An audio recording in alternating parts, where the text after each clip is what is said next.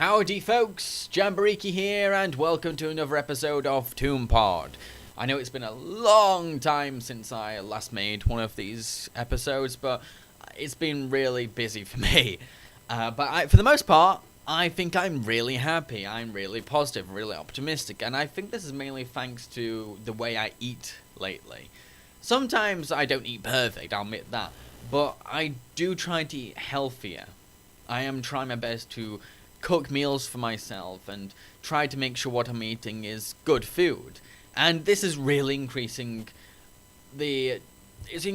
my positive attitude, and it's making my mood stay really uplifted. I feel very uplifted lately.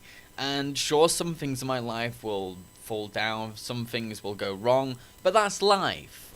The thing is, my health is really improving my outlook on life, and I really have to give credit to all the good food I'm eating. I think I should encourage people that are listening right now, if you're feeling down, eat something good and stick to that routine. Eat something really good, because it's really helpful and really boosts your mood up and makes you feel really confident and optimistic. I'm also happy because I've got something to look forward to this weekend. I'm going to be hosting a Disney party in my flat. It's going to be fantastic because we're having homemade food in the theme of Disney movies, like tandoori chicken, which is to do with Jungle Book because it's Indian cuisine. We're going to have maybe Jamaican food because it'll be to do with Cool Running. Stuff like that. It's going to be great. And there'll be a room that will screen Disney movies, like a little Disney cinema that people can go into, a bit of a quiet room for people. And there's going to be a Disney improv game where people will be able to do comedy improv. They'll take turns in the circle, but they have to be Disney characters. It's going to be so funny. I can't wait for that as well. There's also going to be a Disney quiz. I've written about 16 questions to do with Disney, live action and animated. And I love to host quizzes because we're always going to have a laugh during group quizzes. And I just love to find out how much people remember about things. And it's really fun to see people being challenged. I love that. So yeah, this Disney party is really exciting me. I really can't wait for it. What else have I got on this week? Well, I'm going to be working on my King of Thorn review. At the same time, I'm going to be working really hard on this King of Thorn review, which is going to be the beginning of a 2-part story.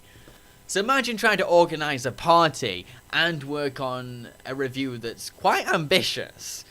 I mean, this film apparently has quite a few characters as well, and when a film has lots of characters, I take my time to review it because I've got to analyze each character. Then I've got to analyze each character's voice acting, so it might take some time. So I have to get this review done before the weekend, before the Saturday. Actually, before the Friday, because on Friday, I'm going to be going off to pick up my laptop from repair. It's been off on repair for a bit. So what I'm going to do is I'm going to have to go all the way down to my local shopping centre, or as Americans call it, the mall. So I'm going off to the shopping centre to get my laptop back. So I thought, okay, I don't want to go all the way over to this place just to pick up a laptop. So me and Kawari are going to also go and check out the new movie Peabody and Sherman. Now, I haven't seen the Peabody and Sherman cartoons or comics, whatever they're based on. I'm not too sure what they're based on, but I'm going to do a bit of research to understand what it is. But it was actually Kawari who said, I want to go and see that, I want to go and see that. I think she is the one that tends to want to go to the cinema the most, which is surprising because I'm the film buff out of us too. What else is happening this week?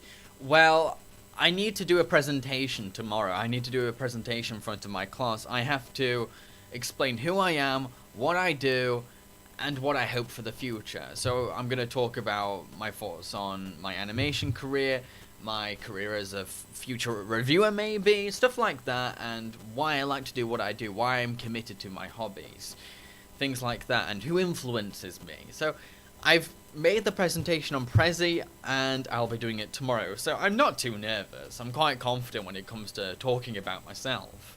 That makes me sound a bit egocentric, I'm sorry, but I am. I know where I am in life. I know who I am, I know where I want to be, I know my goals, and I enjoy my life, so I'm not really confused, I'm not really out of place.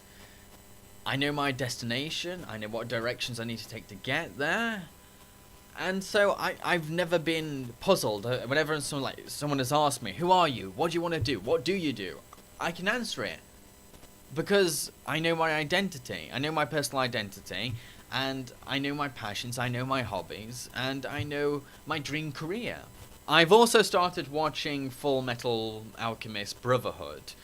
Kawari got me this on DVD ages and ages ago, months ago even, and for a while I was a bit nervous about watching it. I wasn't sure about watching it because I loved the first series. I loved its humour, I loved its horror, I loved its action, I loved its philosophy, and to be told that there's a show that's apparently superior in comparison, but has a different angle on the story, has a story that's more faithful to the manga, that was a bit off-putting because I wasn't sure about seeing sort of a parallel version of a story I'd already been told. So I was a bit like, I'm not sure. Should I give it a go? And I've given it a go, and so far I'm enjoying it. I am pretty much enjoying it. It's got the same qualities as the first show. The things that I liked about the first show, the first series, is there. The humor's still there. The action's still there. It's still a bit scary. It's still exciting, and so I'm looking forward to what it'll do. But at the same time, I've been told that it's scarier and darker than the first series. I don't know how that can be possible. How is that possible? The first series had a little girl and a dog combined into a monster and then killed. How can you top that off? How can you make something darker than that? The first show was pretty gruesome at times and a bit disturbing and creepy. How can you take that further? So I'm going to give it a chance. I've only got the volume 1, like the part 1 collection, which has the first 13 episodes, so I can only watch the first 13 episodes for now until I get hold of the other volumes, or if someone buys me more volumes. But for now I think it's pretty cool. I'm enjoying it. I like what it's doing. It's still got the charm of the first show. It's still got the qualities of the first show, but I hope it does something interesting. And I hope it lives up to its expectation, because like I said, people think that it's superior in comparison to the first show, so I hope it is. I've also been watching a show called The Oblongs, which is a black comedy cartoon series starring Will Ferrell. It's about a family of mutants. It's a group of people that live in a landfill and they've been disfigured. They're kind of disabled.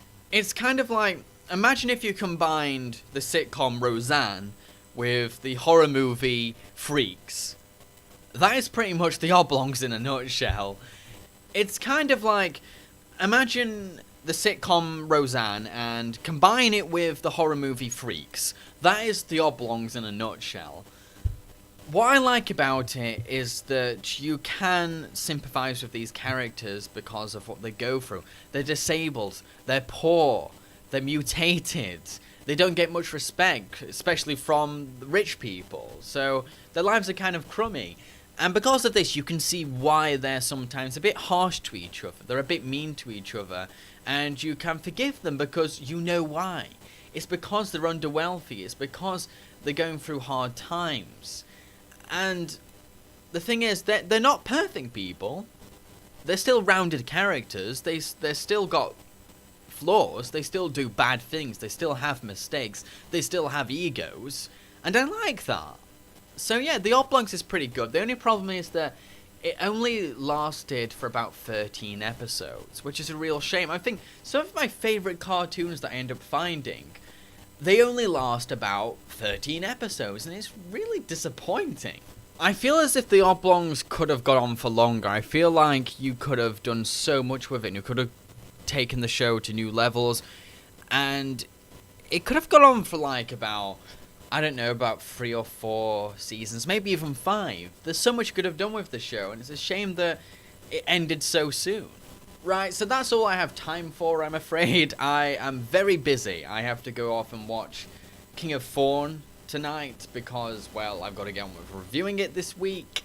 And I've got to make my dinner, I've got to rehearse for my presentation tomorrow, so yeah, I'm kind of busy. But I thought I would kind of let everyone know what I'm up to and what's going on, and let people know what I think of different cartoons I've been watching lately. So yeah, hope you enjoyed this podcast. Cheerio, folks.